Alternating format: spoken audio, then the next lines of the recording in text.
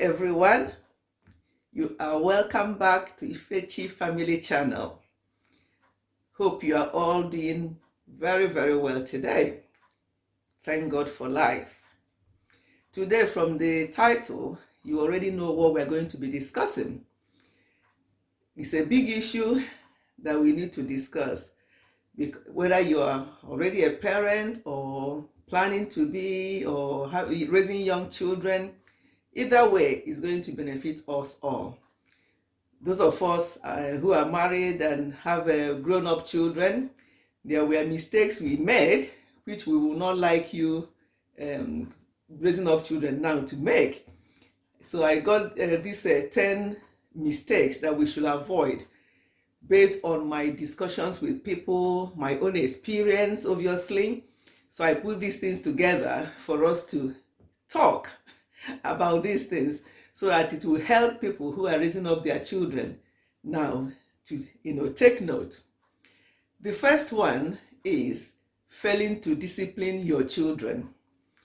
When I talk about discipline, I know that back home in Nigeria, even as old as teenagers, sometimes the discipline they receive is about flogging them using the cane. That's not the type of discipline I'm talking about. Because I remember when we were growing up, when you bring out the cane, at a point we're not even scared of the cane anymore. It's like, oh, I'll just do it after all. What Papa or Mama will do is to flog me. So it's not a good way of discipline. We should discipline our children. We should not use cane all the time. To discipline them, the things we say, the way we approach them, maybe we can even deny them something, maybe something that they like so much. We can discipline them by denying them certain things, saying, oh, you don't watch TV today, or I'm taking one of those your gadgets today, or something like that. So we must not shy away from disciplining them. At the same time, we must not discipline them in a very harsh way, like using the cane, because you can actually cause some damage, or you may even make them to be so resistant to that they don't care. So that's one thing. Yes, discipline your children, but please find the best way to do it, not always flogging, because it doesn't help from experience. And another thing is, preventing our children from exploring things. Sometimes, we try to cocoon them. We don't want them to explore. We don't want them to do this. Oh, you shouldn't do that. Oh, at your age, you shouldn't be doing that, or you shouldn't be looking at that. We have to obviously guide them, especially in this day and age of IT, social media. We should guide them. I'm not talking about that kind of exploring. When I mean exploring, when they want to do some certain things. For example, if a child wants to try and help out in the house, or try and clean this or do that, you're like, oh, no, go there. I don't want you to damage that thing for me. You're going to damage my computer. You're going to damage my TV. Don't clean it. Don't do this. Don't do that. So allow them, to do things, explore things, obviously with supervision, but trying to shout them down and ask them not to do things, sometimes it makes the children to be withdrawn, and they will not even try to explore, to do things. And it can help help in preventing them developing the way they should. So especially when they are very small, I don't want them to obviously damage things, but supervise them, follow them, and guide them to do things and explore things. Don't hold them back a lot, because it doesn't help. Another thing, number 3, I've said the first one is failing to discipline them, and the other one is preventing them from exploring things, and the third one is constantly comparing your children either with their own siblings or with their friends. We must avoid that. If we are doing that, avoid comparing your children with their siblings or other children, because it will affect their self-confidence. Everyone is different. So no comparison, just guide them, encourage them, help them, bring them near you to find out what is going on in their lives, but avoid comparison. Number 4, we have to try not to raise up perfect child. You want them to be perfect. You want them to stand out in the crowd. Yes, we all want that, but we have to avoid that perfection. No child is perfect. They will have their flaws. That's why they are children. Especially when they're growing up. You don't want to force them to be who they are not by making them to be perfect. After all, we parents, are we perfect? No, we are not. So we must not try to make our children feel that they have to be perfect in everything, in every aspect of their life. It's not very good. So we should avoid that. Another thing that we have to avoid is threatening them when they behave badly. What I mean threatening is like you say to them that something that you know that you are not going to do. Oh, if you do that again, I'm going to do this to you. I'm going to do that. Some people even use the word, oh, I'll kill you, or I'll do this to you. You don't threaten them or tell them that, oh, if you do this, you never come into this house again, or you never do, things that you're not going to actually keep. So there's no point in using those threatening words, to them. Don't threaten them. Correct them in love, because if you threaten them and then you don't actually do, because you know that what you are threatening them with, you cannot do it, and if you end up not doing it, then they will never take you as serious. So there's no point in using threatening words that you're not going to keep. Another thing is always make sure, I think I'm now in number 6, don't tell them that they are always right. Maybe because we are so busy and they'll be telling you something, oh yeah, it's fine, oh yeah, it's fine. No, they cannot be always right. Always listen to what they're saying. Sometimes we are so busy, I said it before, we are so busy to listen, and we just, anything they say, we agree, oh, that is right, oh, that's fine. No, we have to, because we are spoiling them by saying that everything they do is right. That means that they will go out there and they will make a major mistake, because they've always been applauded at home by their parents that what they're doing is right. They've never been corrected. So please, let us, no matter how busy we are, let us not be too busy for our children that we don't listen to them properly and just want to say, oh, you're right, just for the sake of it, so that they will just get out of your way. Another thing, I think it's number 7 now, is preaching and teaching them what you are not actually doing. They have to look at you and as an example. You can't be preaching to them, don't do this, don't do that, teaching them this, teaching them that, and you're not doing it yourself. Or maybe using some horrible words. Some people who are raised up, I don't know, I think it's all over the world now, some children will swear because their parents actually swears at home or swearing at the children. And then the parents maybe they don't want to raise up a good child. They say, oh, make sure you don't swear. But in front of them, the parent actually swears or does other things, and they're telling the child or the children not to do them. So we cannot. That's one thing we have to avoid, telling them to do what we are not actually doing ourselves. We have to show example before we can teach them, and they can learn by looking at us. So it's very, very important that we preach and teach what we do.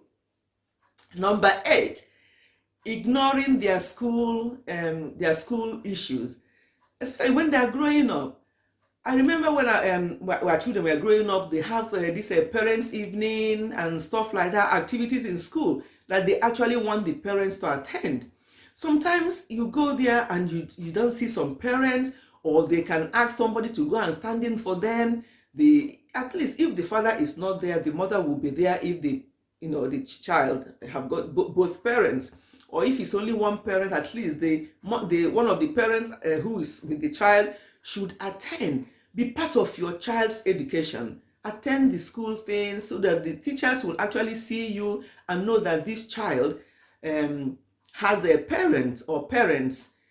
But if you're not involved in what they're doing in school, they come back from school, they have their homeworks, you're not interested, they won't do their homework, they will go straight to TV, they go straight to their games. Now, children as young as, I don't even know which age now, they all have phones, they all have various gadgets, they all have TV in their rooms. These things are not helping our children. Let us get more involved. I think the era we are in now, with all these gadgets and social media, I don't know how that is going to be resolved, but just do your bit in the home, because no matter what is happening out there, what you teach your children at home, that's what they have to actually go by. No matter what other people are doing, they might look at them and say, no, in my home we're not allowed to do this, and they shouldn't be ashamed to say that. So we should lead by example. And number 9 is over controlling your children, like over controlling parents. Don't be too over controlling. That is, you are always in control of the children. You want them this, and they ask you, why am I doing this? You say, because I say so. Don't be too controlling, because that means the children or the child will be very far away from you. They will be so scared of you. They won't come to you. They won't tell you anything.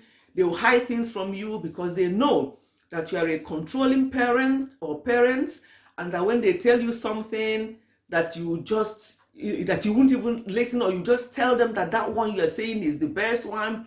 And why? You have to answer them when they ask you why. You just don't tell them, because I say so, because I'm your father, or because I'm your mother. It's not a good answer for any child. We cannot be saying to them, oh, because I say so, because not explaining to them, because we need to explain to our children what we are saying and why we are saying them. Another thing is raising them up to be who they want to be. When I mean who they want to be, I don't mean that you just leave them to decide what they want to be in life. No, what I mean by that is, especially when it comes to their education, if they want to follow a certain path in their life, for example, what they want to study at uni or in high school or anywhere, guide them. Every child is different. You can guide them. Don't say, oh, your brother is studying this, why are you not studying that? Your sister is doing that, why are you not doing that? Your sister knows that better, why are you struggling? But that can actually lower their confidence. So they are all individuals. They might be, yes, they're from the same parent, but they are unique. They are unique. They are so different. So try to not to raise them up like one. Yes, they're siblings, but find out each child. Find out their shortcomings. Find out the way that where they need support and where they excel better, and just guide them and advise them. And if they decide, they come to a certain age and they decide, this is what I want to study, especially when it comes to what they want to study in school, when they get to high school, to university, only guide them. Don't push them. Some parents put their children to study a particular subject because they want to, be identified with this or with that. That kind of mentality should stop in this 2021. Let's leave our children. Let's just guide them. But do not push them. Do not compare them with any other family. Don't say, oh, because this is my family friend, their children are studying this at uni and studying that, you have to go and study that. And some children will go there and study those things that you want them to study, and they're not happy, and they will come back. I've heard a story of when someone going to study what the father forced her or him to study, and they came out and they took the certificate and gave to the father and said, I've done this for you. Now I'm going back to study what I want to do. And those number of years were wasted because this child was forced to do what he or she didn't want to do.